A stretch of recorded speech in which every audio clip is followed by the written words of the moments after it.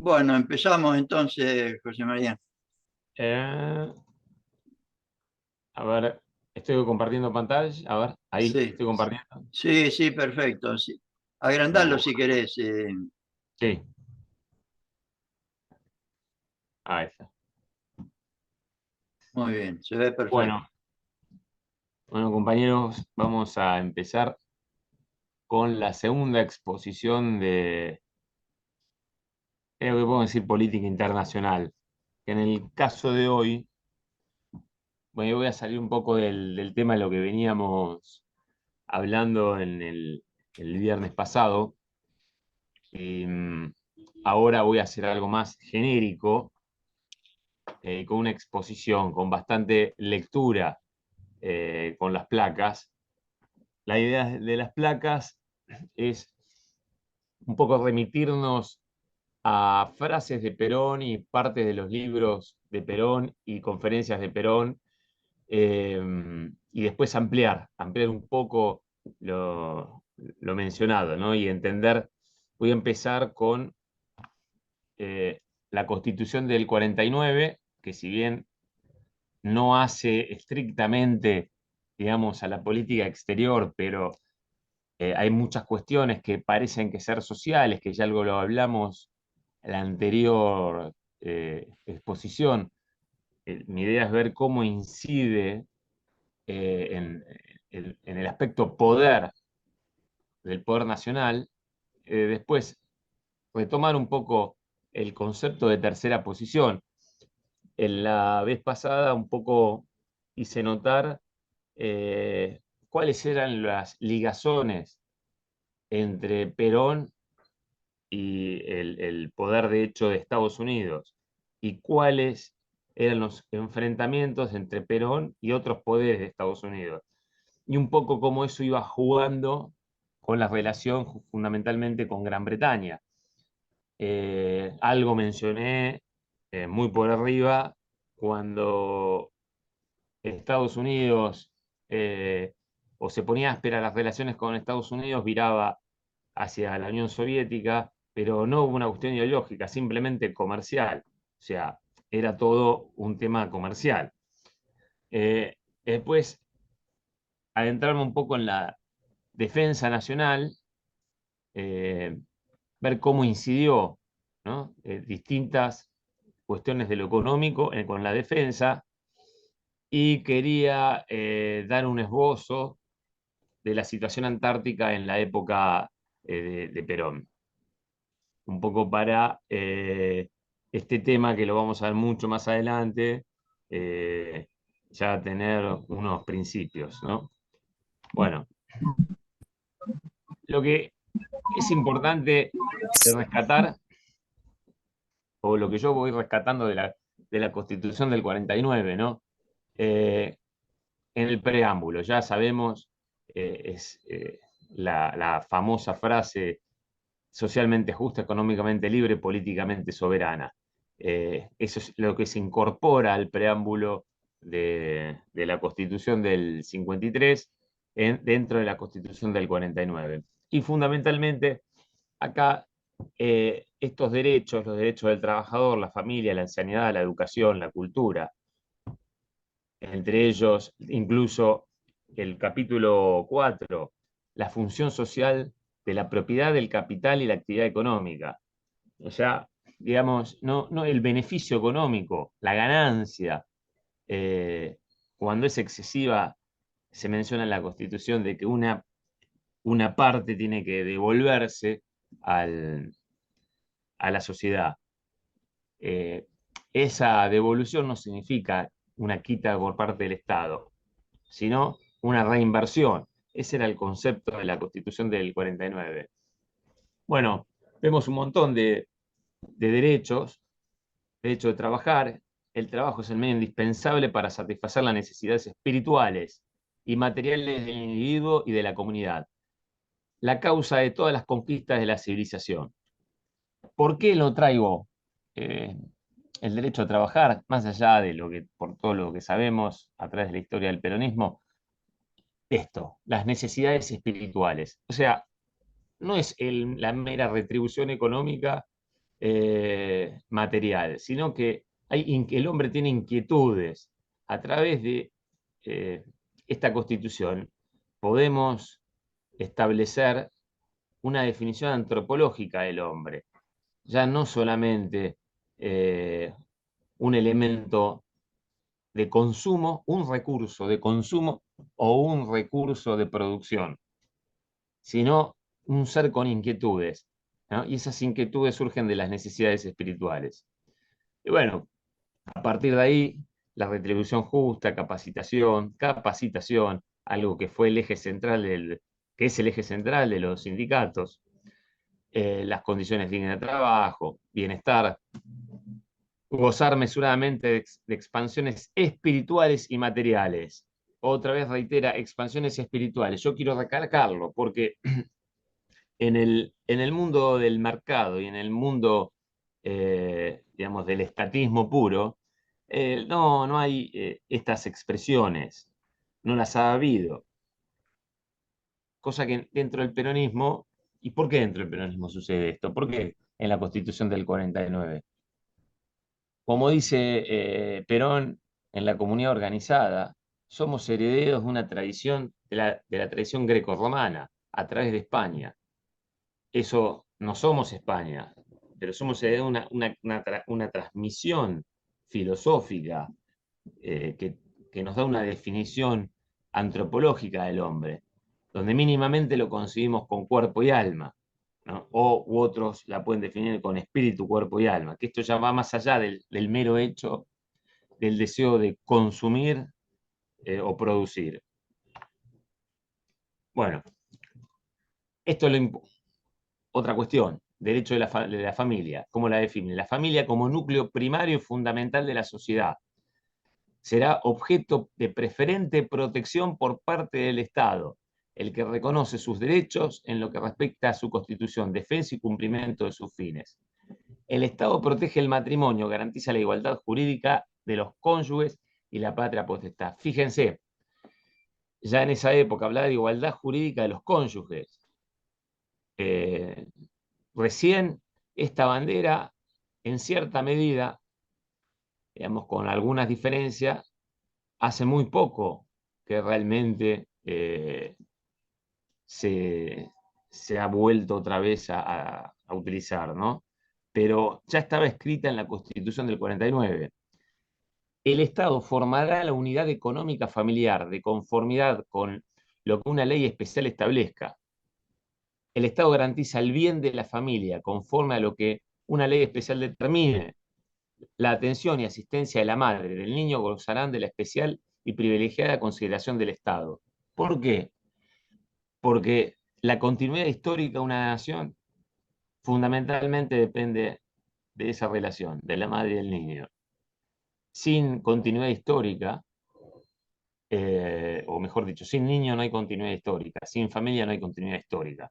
Es la noción básica, que en definitiva no podemos adjudicársela al peronismo, sino que es tradicional, pero al ser tradicional es lógica. De hecho, cuando esto no sucede, las sociedades se debilitan. Un poco digamos, es esa la idea de traer en esta exposición. Derecho a la ancianidad, derecho al cuidado de la salud física, derecho al cuidado de la salud moral. Y fíjense, derecho a la tranquilidad, gozar de tranquilidad, libre de angustias y preocupaciones, en los años últimos de existencia, es patrimonio de la ancianidad. Fíjense, ese último derecho, derecho a la tranquilidad, que forma parte de todo esto que les estoy hablando, todo ese componente espiritual. El hombre, la ancianidad, tiene una particularidad que sabe de su finitud, y la ancianidad es una etapa más del ser humano. Entonces, hay una necesidad de resguardo al anciano. No es un material descartable porque no produce o porque no consume. esto es fundamental. Yo quiero remarcar estas nociones de la Constitución del 49, que eran en su momento la cúspide de la legalidad argentina. Digamos, no es solamente producir o consumir. El hombre tiene otras cosas, otros elementos.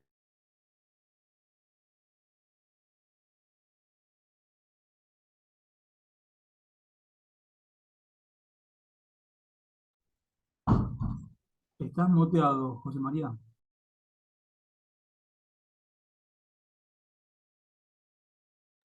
Ahí está. ¿Hasta dónde me escucharon? Bueno, no importa. Sigo. Recién lo habíamos. Está. Bueno. La educación y la instrucción corresponden a la familia y a los elementos particulares y oficiales que colaboren con ella. La enseñanza tenderá al desarrollo del vigor físico de los jóvenes, al perfeccionamiento de sus facultades intelectuales y a sus potencias sociales. Digamos, es integral. Habla de una educación integral, comunitaria, intelectual y física. Un elemento que con el tiempo se fue dejando de lado. Y sabemos que uno de los factores para que la juventud sea sana y no se vaya por el ámbito de las adicciones es, entre otras cosas, el desarrollo físico.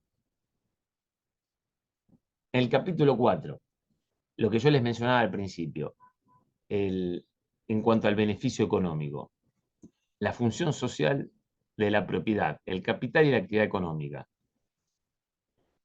El capital, artículo 39, el capital debe estar al servicio de la economía nacional y tener como principal objetivo el bienestar social.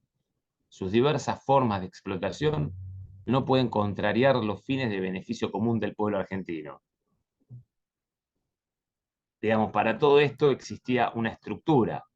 Acá lo que tenemos que recordar que una de las características que ha tenido el peronismo ha sido las organizaciones libres del pueblo, que le ponía un freno al Estado y le ponía un freno al privado. Era un tercer actor que se sentaba en la mesa y lo podemos hoy ver, hoy están intentando eliminar, como por ejemplo en el tema de paritarias, ¿no? Que se sientan tres actores. Después, la organización de la riqueza y su explotación tienen por fin el bienestar del pueblo, dentro de un orden económico conforme a los principios de la justicia social. El Estado, mediante una ley, podrá intervenir en la economía y monopolizar determinada actividad, en salvaguardia de los intereses generales y dentro de los límites fijados por los derechos fundamentales asegurados en la Constitución.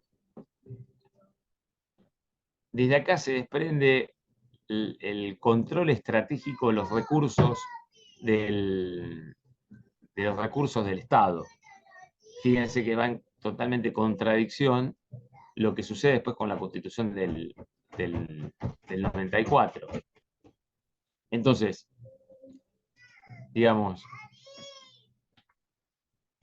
acá sigue, porque acá es donde entra el tema de los recursos estratégicos.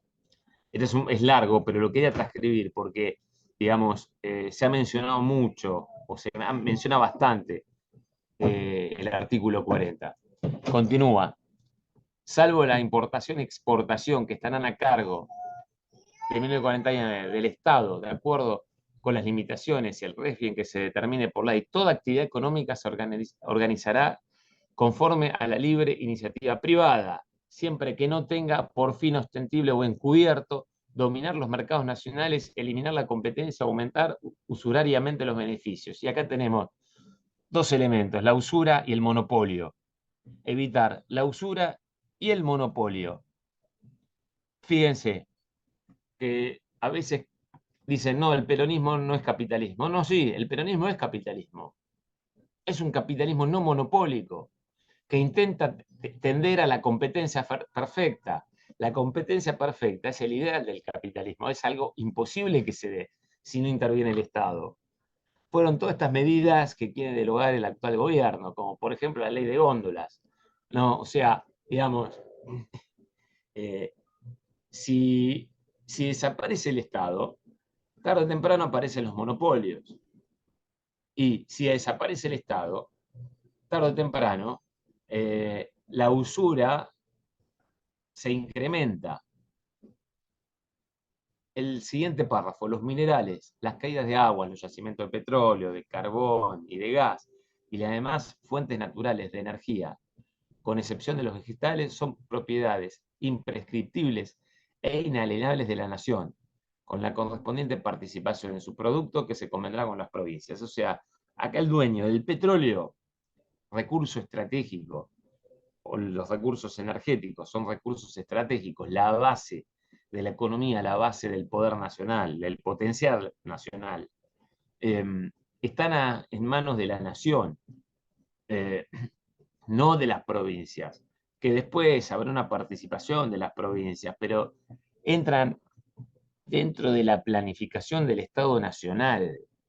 Fíjense lo que les dije antes, la Constitución del 94 hizo todo lo opuesto en este punto. Y claro, hoy es muy difícil retrotraerlo, porque la provincia no va a querer perder este poder, pero este poder que tiene tiende a disgregar al Estado. Al Estado. No, ustedes van a ver que prácticamente en casi todos lados que funciona el- las empresas petroleras son estatales.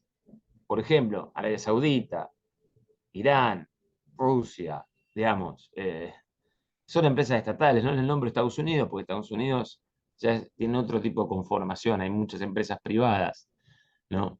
Pero por una simple... entra otro esquema en juego ahí, por el dólar,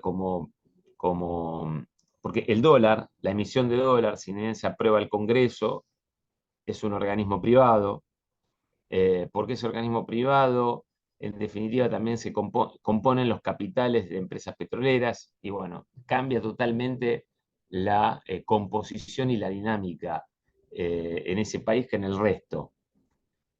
Pero países como los que les nombré, que se asimilan más a lo que puede ser la Argentina, las empresas del Estado petroleras, eh, lo que tienen de particular es que dinamizan con el control del precio la economía y la pueden planificar sin que interfiera el mercado o sectores externos. Los servicios públicos pertenecen originariamente al Estado y bajo ningún concepto podrán ser enajenados o concedidos por su explotación. Los que se hallaren en poder de los particulares sean transferidos al Estado mediante compra o expropiación con indemnización previa, cuando una ley nacional lo determine.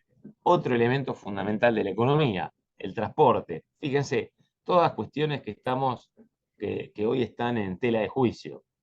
Siguiente párrafo. El precio por la expropiación de empresas concesionarias de servicios públicos será el del costo de origen de los bienes afectados a la explotación, a menos las sumas que se hubieran amortizado durante el lapso cumplido desde el otorgamiento de la concesión. Bueno, esto es un párrafo que ya es más, digamos, de la Constitución, pero es más, digamos, específico, ¿no? Pero acá podemos pasar en limpio fundamentalmente la energía, traducida en petróleo, gas, carbón, etcétera, agua, caídas de agua, minerales. Fíjense cómo engloba hoy el litio. El litio, digamos, en esa época no se lo consideraba un recurso energético, hoy sí. Pero fíjense que esta constitución se adelanta. Y los servicios públicos. Dos elementos que, que transfieren costos a la producción. Bueno, para finalizar esta primera etapa, se preguntarán, bueno, ¿por qué hago este recorrido de la Constitución del 49. Primero, veamos que hay una defensa de la familia. Eso ha chocado un poco en contradicción con los últimos tiempos. Porque si bien se ha defendido, sí, a la familia, también ha habido elementos externos que un poco la han afectado. Entonces, en definitiva, es sabido que una buena familia tiene hijos sanos psicológicamente, físicamente, o tienden a esta situación, y por lo tanto genera eso proporciona mayor fortaleza a una nación. Pero no queda ahí el elemento espiritual, se contempla el elemento espiritual. Fíjense el recorrido que hemos hecho con la tranquilidad de la ancianidad, los derechos del niño y el hincapié espiritual. No es solamente, lo que quiero dejar en claro que el hombre no es un recurso humano. Un recurso humano es para aquellos que lo conciben como unidad de producción o unidad de consumo. El hombre es un hombre, con sus inquietudes, con sus necesidades físicas, sus necesidades morales y espirituales, y sus conflictos internos. Eso lo vemos que lo incorpora el peronismo. Y finalmente, el tema netamente estratégico, de forma directa. Los recursos energéticos tienen que pertenecer a la planificación del Estado Nacional. Dicho esto, durante Perón, digamos, utiliza un acuerdo, el ABC, utiliza el ABC para resignificarlo. El ABC era de la época de Justo, y lo resignifica Perón para cuando hubo una comunión de países con una misma tendencia política y queriendo establecer un actor internacional en Sudamérica, con Chile y Brasil fundamentalmente, pero varios países. Ahora bien, fíjense entre las definiciones que establece Perón para ciertos conceptos, ¿no? Patria. La patria es la tierra de los padres de la nación, su territorio histórico, su población. Hay una moral que cumplir, una familia que defender, una patria que honrar. ¿Por qué lo traigo a colación? Porque es la definición clásica que con el tiempo, con el liberalismo tanto izquierda, derecha, se fue pervirtiendo. Con el tiempo, este concepto ha quedado en desuso. La grandeza de un pueblo no se mide por su potencial económico y su fuerza numérica, sino por el grado de su cultura y el índice de sus valores espirituales. Acá hay un tema. En geopolítica, la primera ley de Ratzel menciona como un principal factor de poder el conocimiento de una nación. Y la cultura o el conocimiento, desde esta óptica, forma parte es un ingrediente de la cultura. Las culturas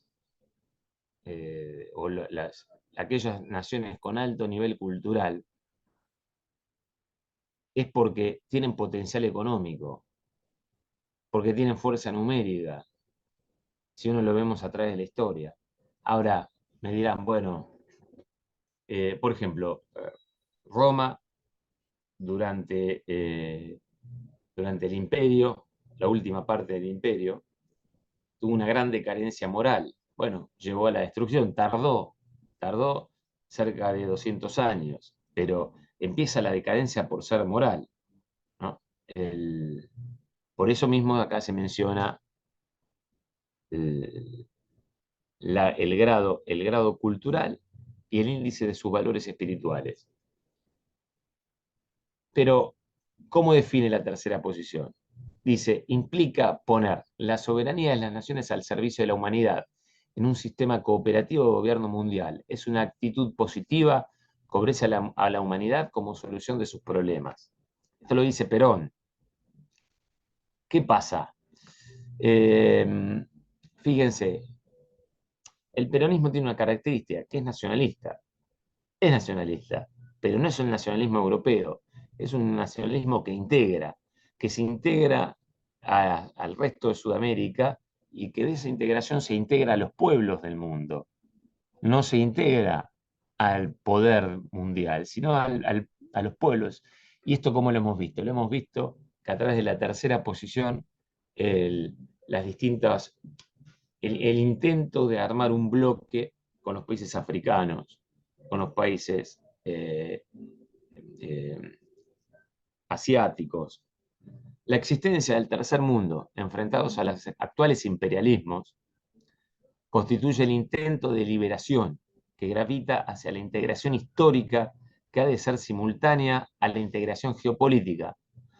Durante los 10 años del gobierno justicialista, la República Argentina fue libre y soberana. Nadie metió en ella sus narices sin que llevara su merecido. Pero al cabo de esos 10 años, la sinarquía internacional, coaligada con el cipallismo vernáculo al servicio del colonialismo, nos aplastaron. Esto es de la obra de los pueblos.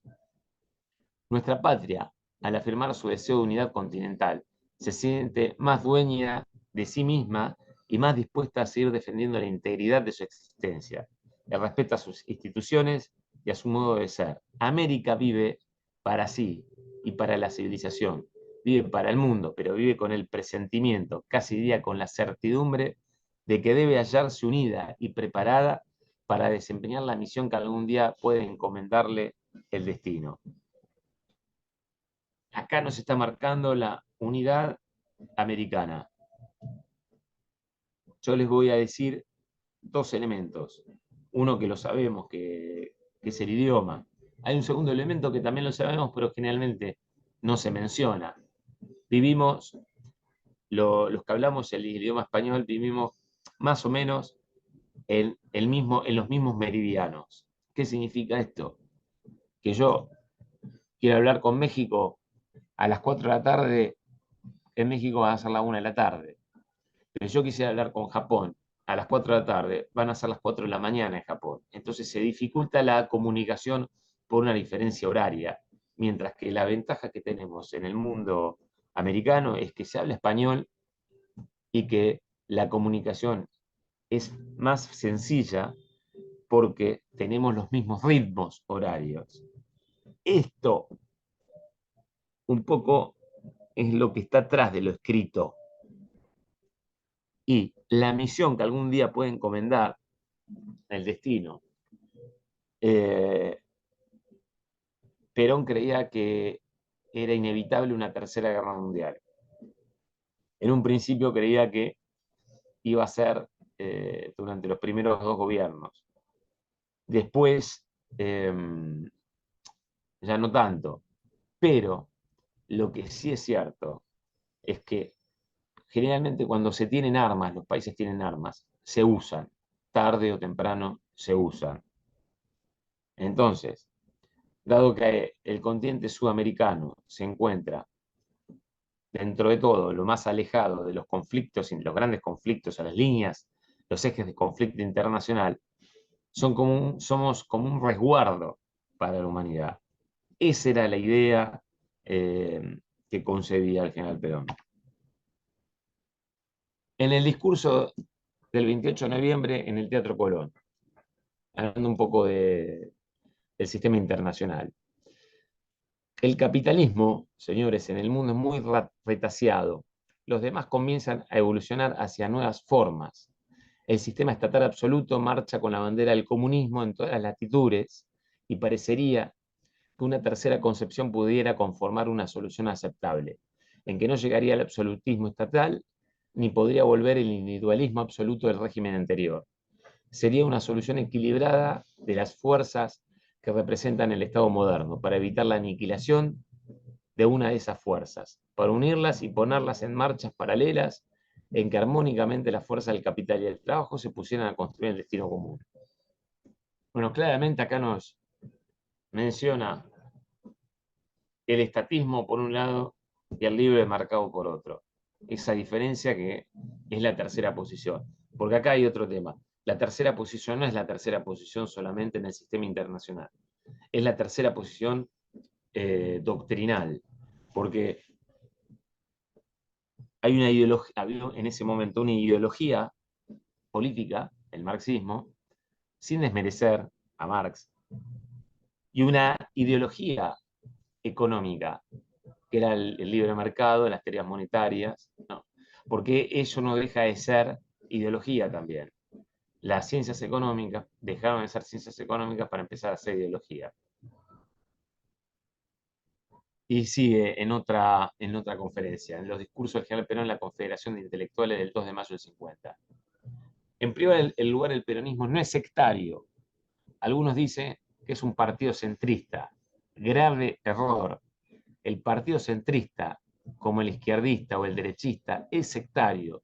Y nosotros somos totalmente antisectarios. Para nosotros no hay nada de cierto, ni nada que se pueda negar, previo a una comprobación que nosotros mismos hacemos, el método que aplicamos. Somos anticomunistas porque los comunistas son sectarios y anticapitalistas porque los capitalistas también lo son. Nuestra posición no es una posición centrista. Y en esto quiero aclarar algo. Una mentira, entre una mentira y una verdad, el camino central entre la mentira y la verdad es otra mentira. Un poco es eso lo que menciona en que no es centrista. El peronismo no está en el centro o no estaba en el centro entre el mercado y el estatismo. No, era otra cosa. Por eso nunca se definió ni de derecha ni de izquierda, porque no es del centro, es diferente a esa concepción.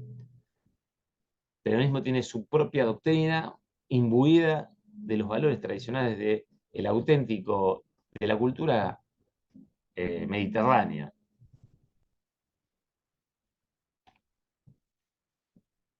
Bueno, acá un poco entramos ya en los distintos acuerdos que, como les decía, el acuerdo del ABC que lo reelabora Perón con Brasil y Chile, Brasil de Vargas y del Chile de Ibáñez del Campo. Y acá hay un tema interesante, ¿no? Lo traigo a exponer. Yo la otra vez les hablé sobre la relación con Rockefeller, del Rockefeller que estaba en la Secretaría de Estado en el área de Latinoamérica. Pero ahora vemos Perón en el año 53 realiza un acuerdo con la Standard Oil de California. Un acuerdo que no se llega a cumplir, donde se prevería un 5% menos del precio internacional del barril y en 40 años pasaría paulatinamente las obras a YPF. ¿Esto qué se lograba? Que Argentina pasaba por una crisis en el año 52. ¿Por qué? Porque las grandes masas se introdujeron al mercado interno. A su vez aumentó mucho el consumo de energía. Eso se debió a la industrialización del país. Entonces, se requería una inversión muy grande en energía que no teníamos la posibilidad de hacer. Se logra este convenio con la Standard Oil. Lo beneficioso fue que por lo menos era un 5% más barato que el valor internacional. Y de sectores nacionales se lo criticaba, pero por este acuerdo. Pero bueno, esto nos hubiese podido permitir mantener ese nivel de consumo y de producción de energía. O aparte, en 40 años, para lo que es la industria petrolera, 40 años es lo normal, ¿no? Los cálculos siempre son a 20 años, como mínimo. Bueno, acá traigo un poco a mención, capaz no me voy a detener mucho, pero un poco a mención los acuerdos que se fueron construyendo con Chile en la idea que hubiese un equilibrio en la balanza de pagos. Cuando Perón visita Chile, dice, iré a proclamar la necesidad de hacer indestructible la unión entre Chile y Argentina. Pueden constituir el núcleo con los demás países. Chile tiene lo que necesitamos y nosotros tenemos lo que les falta. Dice, estoy dispuesto a aceptar que Chile anexe a Argentina. Lo principal es la unidad. Yo estoy dispuesto a discutir mis puntos de vista, que me digan qué razones hay para mantenernos desunidos a Chile y a Argentina. Atento. Acá cuando dice, estoy dispuesto a que Chile anexe a Argentina, anexe toda la Argentina. No es que él pretende que Chile se quede con Argentina. Lo que menciona es la unidad entre argentinos y chilenos, porque hay un tema acá. Cuando uno hereda territorio, también hereda los problemas de ese territorio, ¿no? ¿Por qué lo digo? Porque la Patagonia Argentina, la herencia de la Patagonia Argentina es la Antártida y el conflicto de las Islas Malvinas. Por lo tanto, más allá del país que se identifique allí, ese conflicto está. Entonces, él también hace hincapié en que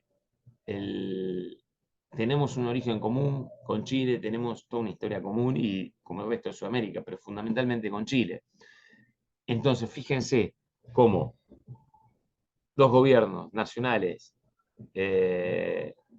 democráticos de Chile y Argentina estábamos tendiendo a una unidad, no solamente geopolítica, y fíjense, cuando vinieron los gobiernos militares de la década del 70, argentinos y chilenos estuvimos a punto de entrar en conflicto. Fíjense la diferencia, ¿no? Bueno, acá tenemos un poco les marco que Argentina tuvo algunos problemas con Brasil, con Uruguay, con Perú, para esta integración, no con Paraguay, ni Ecuador. Fundamentalmente, Perú, por su lentamente vínculo con Estados Unidos,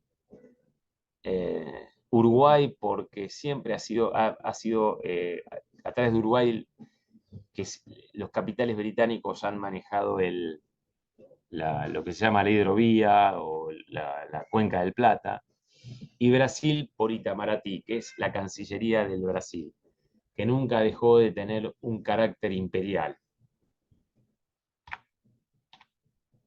Y mencionando al Brasil, en el discurso de la Escuela de Guerra, él menciona, la unión podrá venir de la conciliación de intereses y también de los acuerdos de los presidentes, pero fundamentalmente de la convicción íntima de los pueblos. Y eso nos llevaría tiempo. O sea, mejor sería que fuesen los poderes políticos, porque sería más rápido.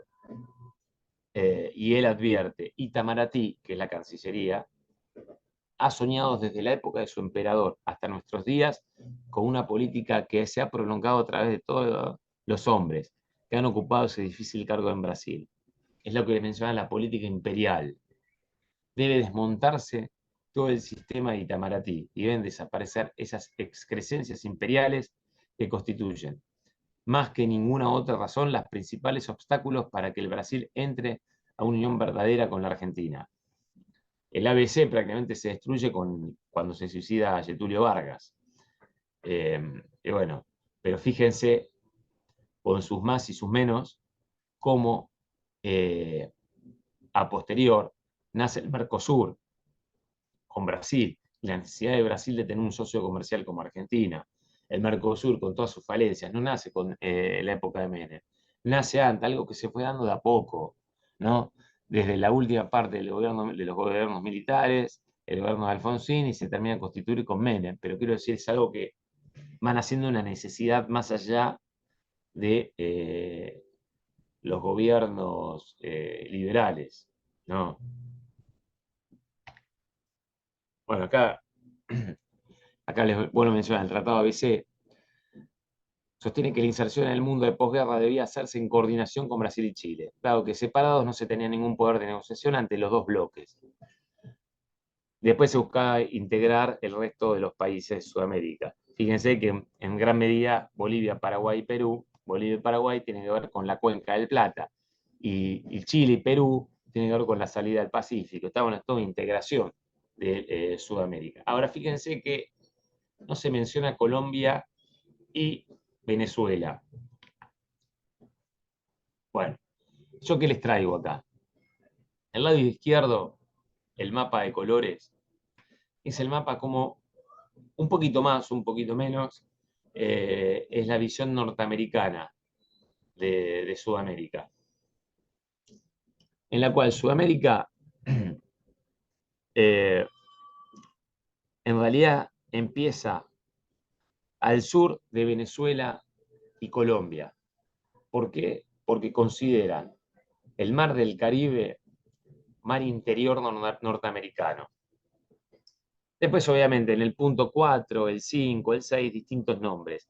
Pero fíjense que la zona central, donde está Bolivia, no tiene un número. ¿Por qué no tiene un número? Porque lo consideran un vacío geopolítico. Justamente Bolivia, el centro de Sudamérica, es un vacío geopolítico. ¿Por qué? Porque si uno traza líneas que unan las ciudades importantes del Atlántico con las ciudades importantes del Pacífico, va a ver que se intersectan en Bolivia. ¿Qué significa eso? Que una integración hacia dentro de Sudamérica sí o sí requiere de una centralidad de ese sector. Pero como se ha constituido geopolíticamente Sudamérica para extraerle los recursos, las poblaciones viven en los puertos para constituir los servicios portuarios que tienen que ver con la extracción de recursos. Y a su vez, si ustedes ven, generalmente ningún país del Pacífico llega al Atlántico, salvo Colombia.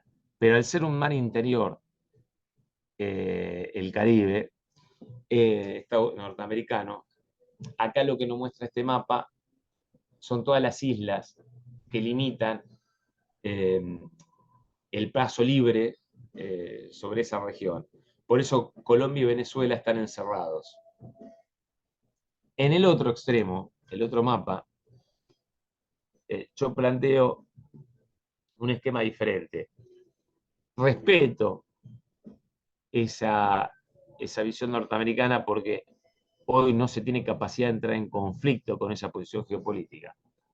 Pero recalifico al sector que lo consideran vacío geopolítico, a Bolivia, dentro del sistema fluvial. ¿Por qué el sistema fluvial? Porque se encuentran las tres grandes cuencas, del Orinoco, del Amazonas y del Plata. Del otro lado, el sistema andino del Pacífico, y finalmente el más importante, el sistema antártico patagónico, que generalmente no se lo toma muy en cuenta, pero la Patagonia constituye una unidad espacial con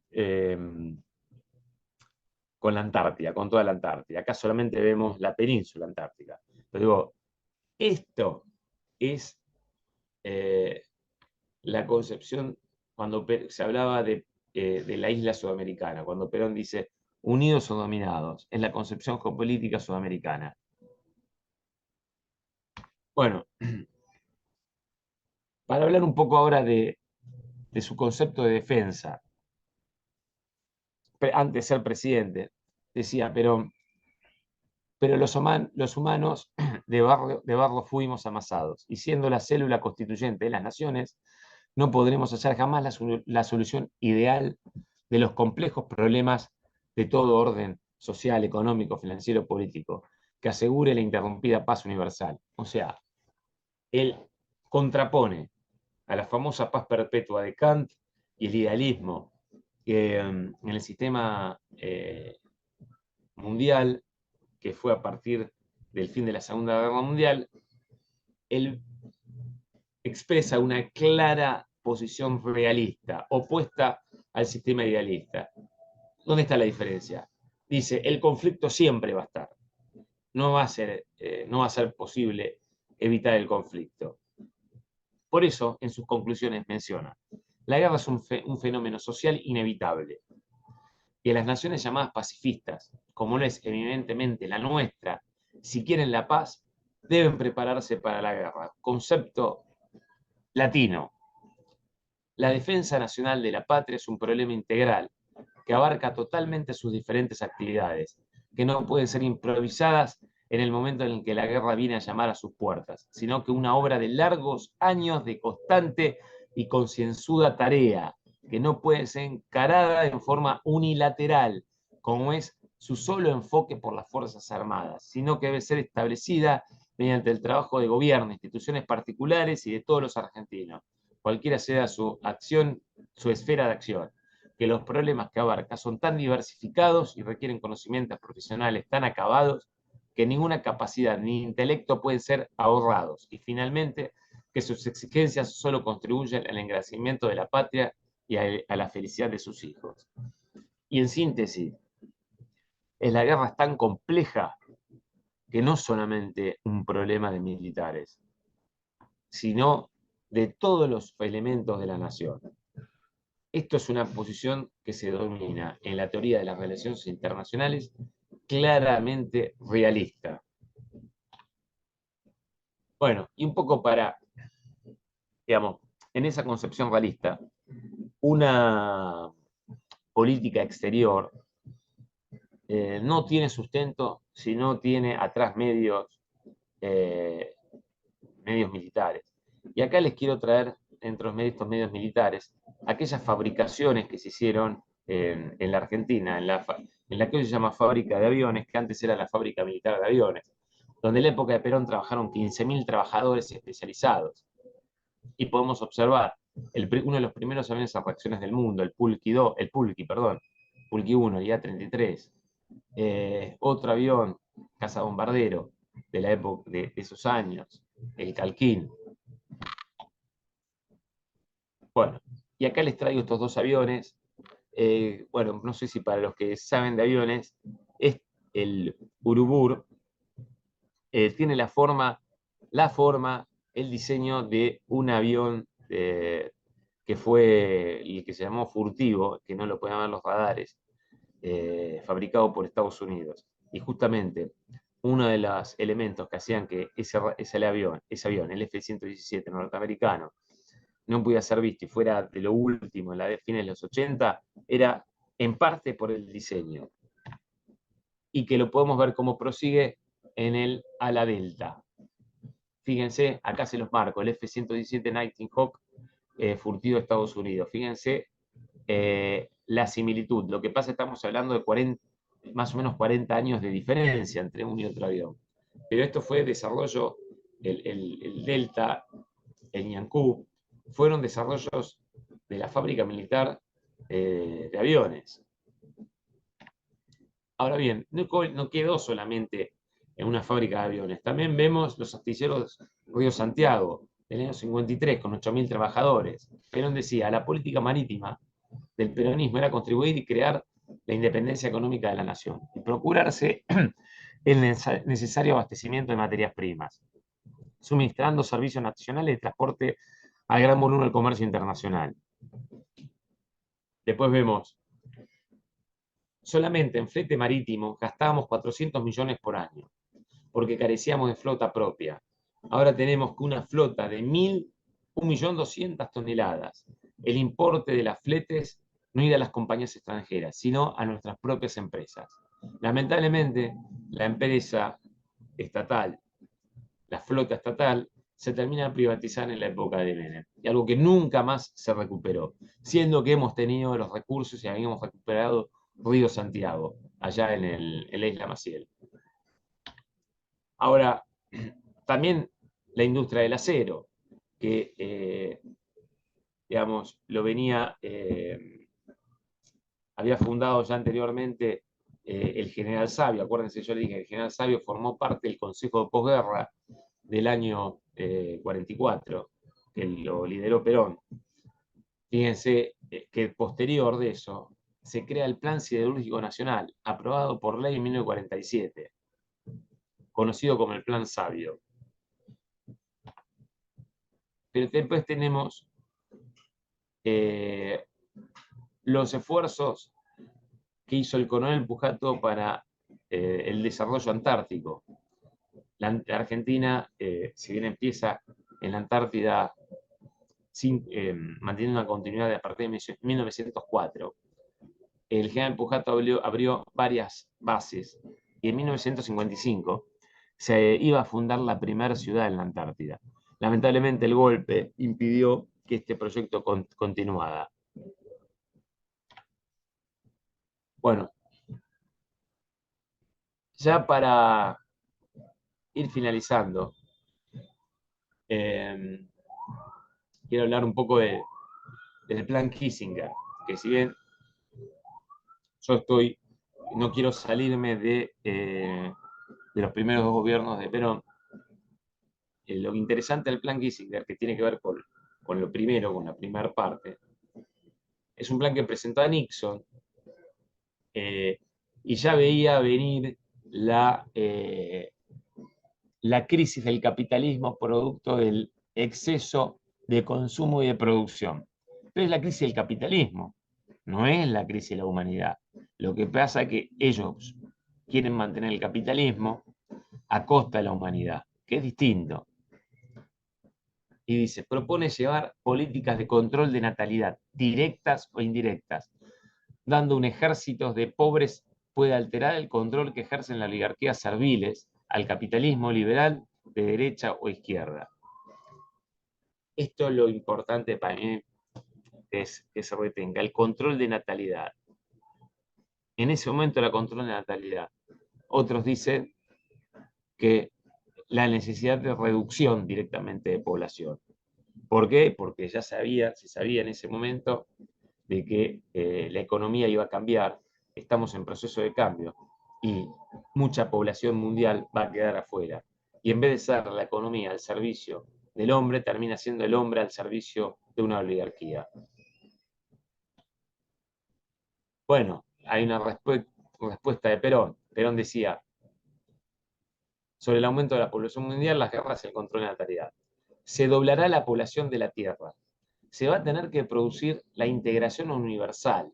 Será necesario que se satisfagan las necesidades de la superpoblación. Desproporción entre números de habitantes y medios de producción. Históricamente las soluciones fueron de dos naturalezas: supresión biológica y de reordenamiento geopolítico. Ya Perón advertía la supresión biológica, que es en definitiva la eliminación de parte de la humanidad, y el reordenamiento geopolítico. El reordenamiento geopolítico ya lo estamos viendo de a poco en la actualidad. Así que finalizo la exposición, les establezco, coloco el general Van der Goltz, alemán, La Nación en Armas, es un libro de él. ¿Por qué lo menciono? Porque Perón lo cita, sobre todo lo cita, cuando yo les dije en la anterior exposición, que él toma el concepto de unidad social a través de la herramienta de la justicia social. Así que bueno, esta me parece fue un poco más pesada, pero quería darle una síntesis, digamos, de todos los aspectos geopolíticos, de defensa, elementos de la tercera posición que no habíamos visto en la anterior exposición.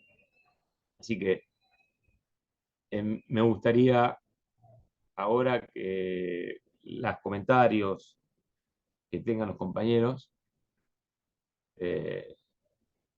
los hagan, ¿no? Interrogantes o para interactuar un poco, ¿no? Ya que me parece que hubo mucha...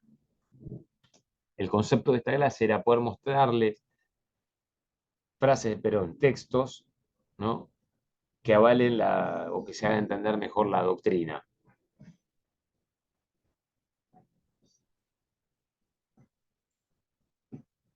Bueno. ¿Qué tal, José María?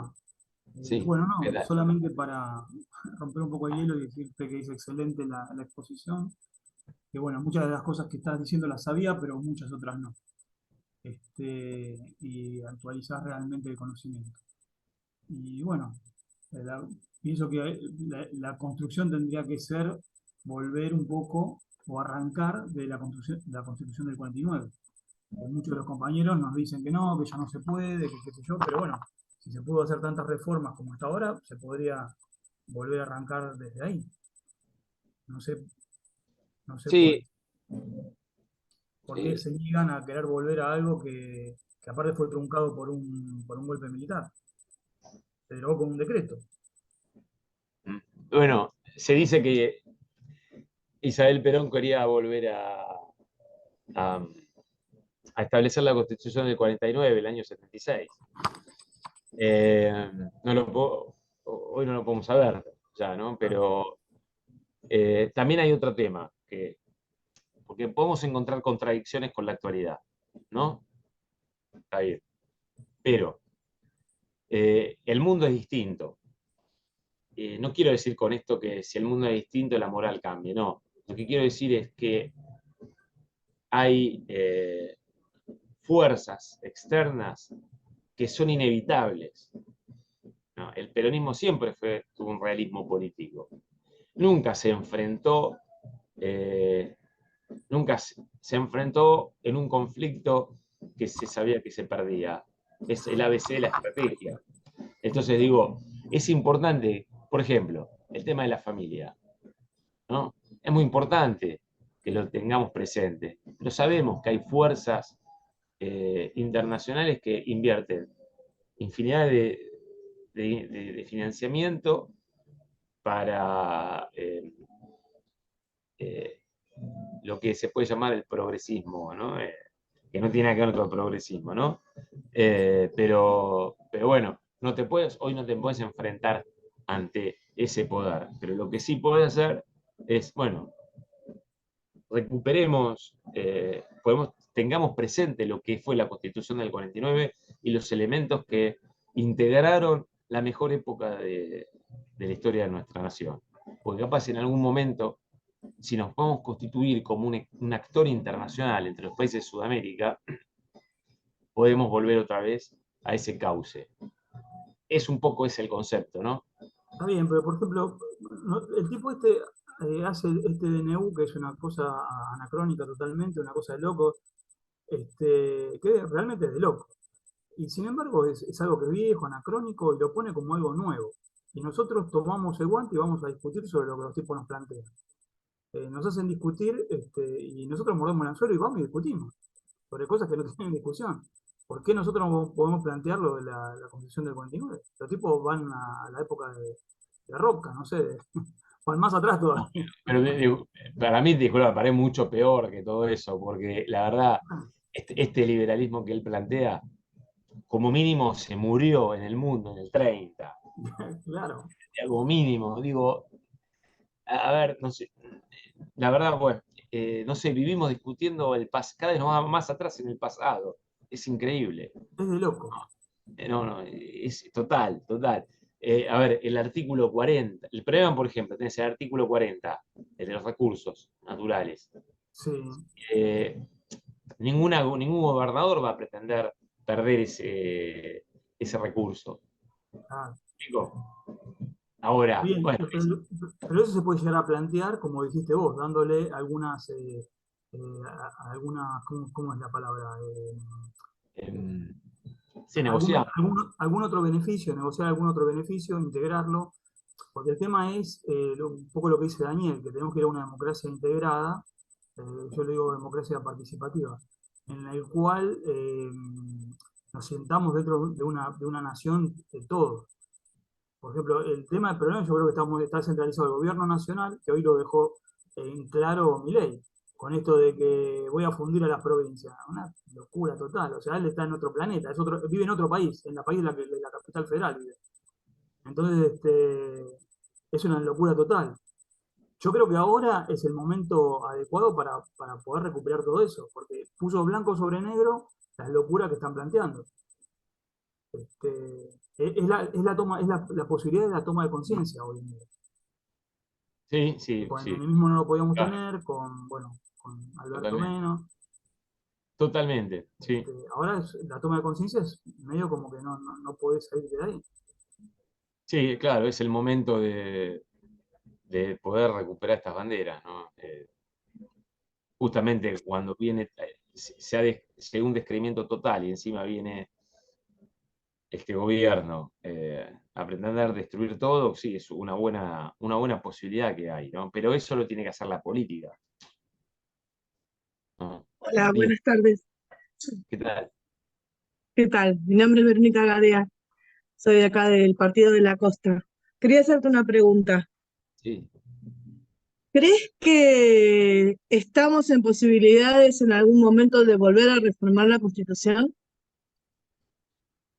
Eh, yo creo que sí. El problema está digamos, a ver, yo estoy convencido que muchas fuerzas políticas están buscando eso. Hay que ver después hacia dónde, ¿no? No sé si estrictamente la Constitución del 49, o por lo menos los elementos fundamentales de la Constitución del 49, ¿no? No ¿Vos sé, crees pero que no están reflejados en la reforma del 94? ¿Crees que no están reflejados perfectamente los del 49? ¿Crees que no, algunos dejaron afuera?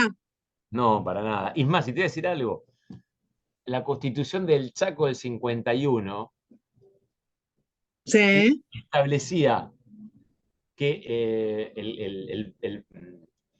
¿cómo es que se llama? El Parlamento del Chaco se componía uno por elección, como conocemos, a través de una lista. Pero después se elegía a los diputados a través de sectores, ¿no?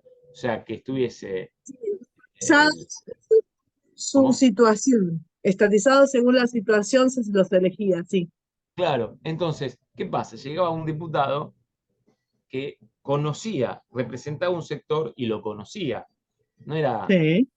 bueno, eh, ese artículo, el espíritu era introducirlo en la Constitución del 49, que fue mucho más revolucionario que en ese punto que la del 49, ¿no?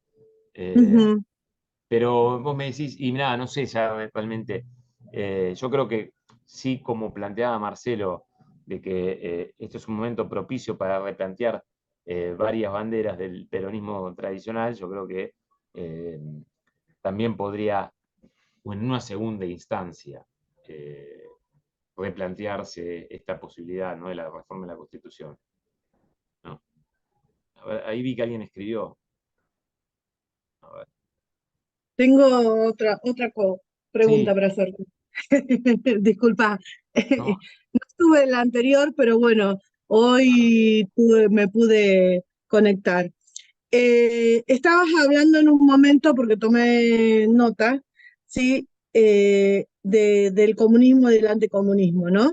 Sí, Y a mí me parece perfecto que volvamos a las bases, porque los pibes nos están pidiendo, ¿no? Desde mi lugar, desde este lugar que me reúno con los pibes y podemos conversar, me están diciendo hay que volver a las bases, hay que volver a Perón, hay que volver a lo que dice Perón, ¿sí?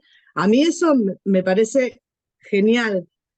Pero estos pibes lamentablemente están yendo para otro lado, se están yendo, parece, para un lado que desconozco, porque no sé si me gusta o no me gusta, pero sí quiero volver a las bases. Pero el tema es este que te voy a preguntar.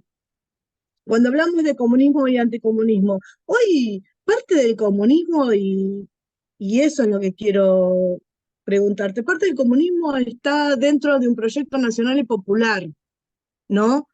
Es como que lo demonizaste en ese tiempo, pero hay que analizarlas en tiempo y espacio, ¿verdad? claro. Pero te quiero decir algo. Espera, Sí, primero, una cosa fue la situación política en los 50, 40, sí, 50 y hasta inclusive si querés, hasta en los 90. ¿Está bien? Eh, sí.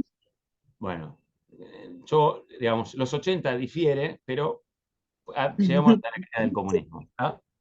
Bien. Sobre todo al principio, donde sí había un aire de enfrentamiento entre un sector y el otro sector, en el mundo capitalista y el mundo comunista. Ujú. El mundo comunista, estrictamente, el problema, o sea, el mundo comunista murió, no existe más.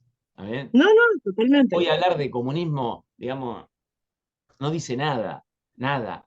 Pero lo que sí existe, yo lo que llamo la izquierda liberal, la socialdemocracia, lo que se llama socialdemocracia, ¿no?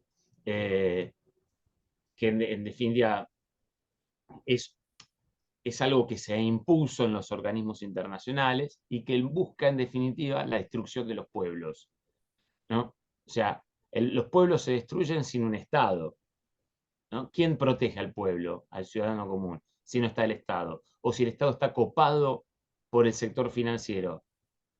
¿Cómo está copado? Porque tenés una deuda externa que tenés que pagar, que la tenés que pagar a través de la recaudación, no la ajustan al sector financiero, sino la ajustan al pueblo, ¿no? Y en definitiva, eso es un arquetipo que no solamente se vive en Argentina, se vive en el mundo. Entonces, digamos, este es el problema. No apunto. El comunismo es una época, hoy ya no puedes hablar de comunismo. ¿Qué hablar de comunismo? ¿Me explico? Ahora, lo que sí que mencioné yo en la anterior exposición, la semana pasada, es que hubo una infiltración británica en los comunismos de Latinoamérica, por un lado, para evitar que se introduzca otro tipo de comunismo, ¿no? Que otro actor, a través del comunismo, busque otros sus intereses. Y Ujú. de esta forma, y por otro lado, fue la acción política para golpear a Estados Unidos en esta lucha, en esta competencia que hay entre Estados Unidos y Gran Bretaña en Latinoamérica. Competencia económica. Sí, Económica. siempre estamos en la ¿Eh? economía, sí, en eso Económica. te entiendo. Pero Sí, utilizan la política, ¿me explico? sí. Digamos, eso es lo que quiero un poco recalcar, ¿no? Que, a ver, vos me decís, el análisis marxista de la historia es bueno. ¿Cómo? Che, no. Vos podés ser marxista y peronista, pero el comunista es distinto en su momento. Digo, como decir, estoy socialdemócrata. Fíjate cómo se le ha cuestionado mucho a Alberto Fernández por decirse que era un socialdemócrata. Casi nunca dijo que era peronista. Siempre que dijo No, era comunista socialdemócrata. ¿No? Alberto Fernández es peronista, disculpame, nunca lo dijo. Claro, claro. ¿Me entendés? Bueno, digo, ese es el problema, ¿no? Lo que pasa que yo no me metí de lleno en este tema y requiere una mayor descomposición, ¿no? Total. Porque digamos, uno tiene que ver cuáles son las banderas de la socialdemocracia, quién financia Ujú. esas políticas, y si vos te Sí, fijas, esas políticas las financia en los 70, te puse lo de Rockefeller, lo de Kissinger, porque fue el sí, sí. Kissinger el que promovió el financiamiento de estas políticas. ¿Para qué? Ujú. Para una disminución de la población mundial. ¿Me explico? Sí, te entendí perfectamente, gracias. Otra pregunta tengo para hacer. Sí. Si no molesta, ¿no? Perdón. No, ¿Vos creés que estamos geopolíticamente preparados? no, pero sí que tenemos condiciones internacionales que nos favorecen. Muchas. ¿Cuáles? Bueno, Una, dame. no, Una. mirá, vos tenés el conflicto en Ucrania, tenemos el conflicto en Ucrania. Sí. El conflicto en Ucrania produce como efectos el encarecimiento del gas en Europa. El conflicto en Israel tiene como efecto el encarecimiento de las rutas marítimas entre Europa y China y el encarecimiento de los seguros del transporte marítimo. Eso hace que Europa sea inviable para vender su producción a China. También Sí, Argentina vive sobre el petróleo, algo que recién ahora estamos empezando a asomar, pero ya en el año 72 en Estados Unidos habían publicado que Argentina iba a ser uno de los principales países petroleros del mm, mundo. Ya lo sabían. Por eso el conflicto de la Guerra de Malvinas. No hay que olvidarse, un dato que generalmente no se menciona, Galtieri, en el año 72, formaba parte de YPF, del directorio YPF. En ese año había una lucha entre YPF y el Ministerio de Economía, porque el Ministerio de Economía quería dar concesiones para que la Shell explote el petróleo en el Atlántico Sur. La YPF quería explotarla, quería comprar plataformas para explotar el petróleo. Eso lo hace el gobierno de Isabel Perón. Que cuando llegan en el 76 las plataformas, el gobierno militar las lleva a tierra, no las utiliza para lo que estaban previstos. Entonces, tenemos que Argentina, un reservorio alimenticio, un reservorio energético. El mundo hoy, en cuanto a alimentos, Ucrania era el abastecedor de alimentos de Europa y de África. Hoy lo deja de ser por el conflicto, ¿no? Bueno, sí. tenemos todo lo que necesita la humanidad y solamente en materias primas, no en producción. Mirá, mirá si industrializáramos y vendiéramos el producto terminado. Exactamente. Y en un tema que yo dije en la anterior clase, ¿no? Describiendo un poco la situación histórica, ¿sabes a quién le conviene la industrialización de Argentina? A Estados Unidos. ¿Sabes por qué? Porque Estados Unidos, ¿a quién le vamos a comprar las máquinas? Por decirte, ¿no? Sí, sí, sí, sí. Bueno, me Los sí, medios. pero hay otro tema más que se da. Hay otro tema más. Europa va a empezar a dejar de ser un mercado de consumo para Estados Unidos. África no lo es. Queda el sudeste asiático. El sudeste asiático lo más probable es que se lo va a quedar China por una cuestión básica de logística. ¿Está bien? Más cerca, ¿no? ¿Qué le queda a Estados Unidos? Latinoamérica. Si Estados Unidos pretende en seguir extrayendo los recursos de Latinoamérica, es su fin, porque tenés el euro, o sea, Estados Unidos se basa en la emisión de moneda dólar.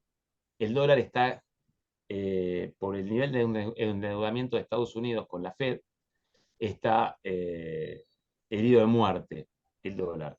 No va a morir ahora, pero a largo plazo, 10 años, tiene que cambiar de moneda Estados Unidos. Sí, Pero la nueva moneda necesita un respaldo, necesita que otros países utilicen y tengan poder para consumir con esa moneda. Por eso yo sostengo que van a necesitar, para un nuevo esquema económico, de que Latinoamérica y fundamentalmente el Atlántico y México reemplacen por lo menos a Europa en cuanto a consumo. Entonces, por muchas eso gracias. No pregunto más. no, está bien. Yo por eso yo este tema eh, lo, lo- lo vengo planteando hace rato, ¿no?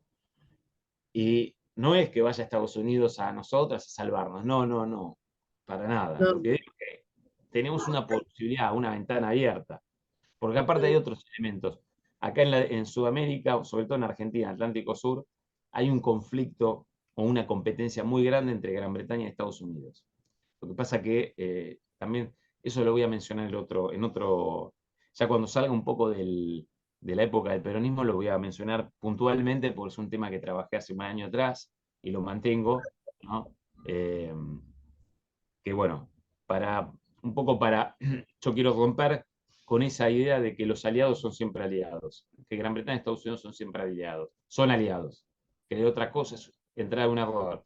Pero también tenemos que saber que existen fisuras, y esas fisuras es lo que es las que Perón utilizó y que después en el resto de la política exterior argentina no se ha usado, no se implementó, no se explotó.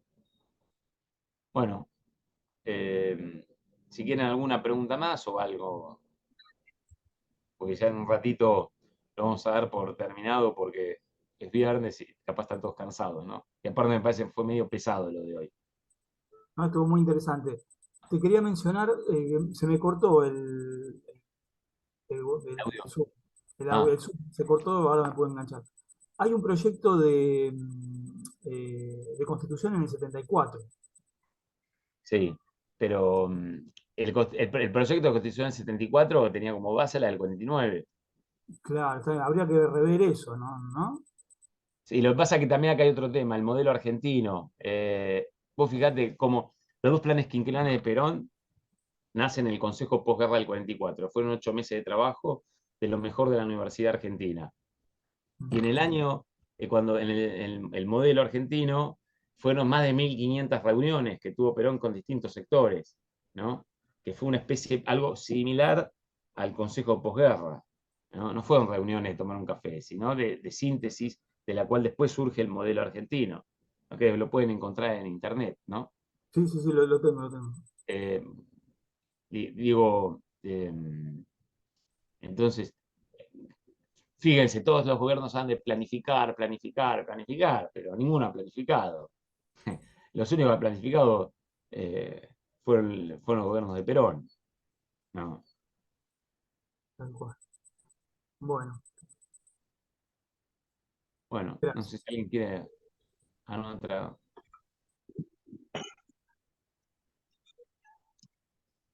Bueno, si nadie más va a hacer una...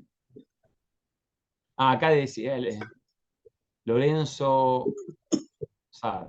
Acá dice, está claro que Perón atentaba contra los intereses y el imperialismo yanqui y británico y se produjo una persecución. Acá hay un tema.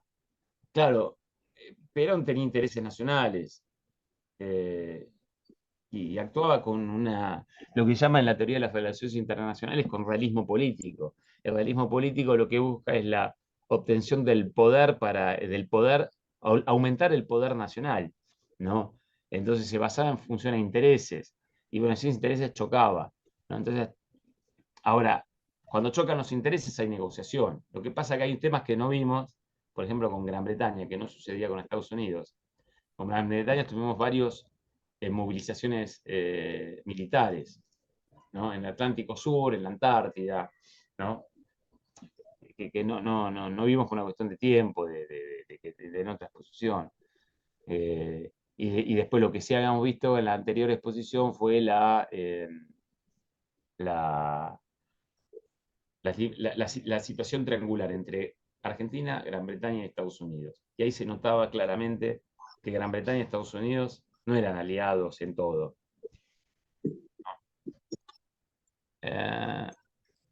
Bueno, creo que ya estaríamos. Así que miren, la próxima creo que es dentro de 2 semanas, va a ser dentro de 2 semanas, porque es Semana Santa. Va a estar, va a estar Walter Formento. Capaz me hubiese gustado hablar un poco más sobre el sistema financiero internacional para que después, pero capaz lo da él, y él les va a hablar sobre la fractura que hay hoy en Estados Unidos. ¿No? Acá Esteban dice, eso habla del realismo periférico. El realismo periférico es otra cosa, tiene que ver, pero el realismo periférico es algo que estuvo muy de moda en los 90 con el tema de las relaciones carnales. Decíamos, bueno, no somos un país chico o con poco poder, tenemos que estar aliados a Estados Unidos, ¿no? Y bueno, digamos, no, o sea, tiene que ver y no, conceptualmente tiene que ver, claro, la alineación automática, exactamente. Digamos, es una interpretación totalmente errada. O sea, por ejemplo, creer que somos aliados con Estados Unidos porque le decimos todo que sí es un error. Eso no es ser un aliado. Un aliado es una situación de cooperación es cuando se discute y se logran que los intereses compatibilicen intereses, pero no es la alinearse automáticamente. Eso fue algo, claro, pero en la época de los 90, cuando se emplea esto, tenía una, a ver, vamos a ser sinceros, había una lógica, porque la potencia unipolar era Estados Unidos, ¿no? En el 91 quedó Estados Unidos, y más sobre todo el continente americano. Entonces tenía una lógica. No coincido yo con esa lógica, pero la entiendo. Es como en otro aspecto. El pacto Roca-Runciman, que hablamos la semana pasada, de 1933, tenía una lógica. Uno puede no compartirla, pero, digamos, había una situación internacional que requería no perder un mercado. Bueno, ese no perder el mercado implicaba que se le compraba carne a los frigoríficos de ese país, de esta Gran Bretaña. Pero bueno, después queda ver cómo fue la negociación, ¿no? O sea, hay cuestiones que entramos en el detalle de la negociación, ¿no? Que dentro de todo tuvo algunos elementos positivos ese acuerdo, o se puede entender que hubo algunas cuestiones positivas en esta alineación automática, ¿no? Lo que no se analiza, acá lo que siempre se analiza es que, por ejemplo, en la época de Menem, el gran problema fue el 1-1, pero el gran problema de fondo fue el pasivo que nos queda con la deuda, con la venta de las empresas las empresas del Estado. Que ahí sí, el 1-1 nos destruye. Porque el 1-1 podría haber servido para comprar tecnología e industrializarnos. Y después salirnos.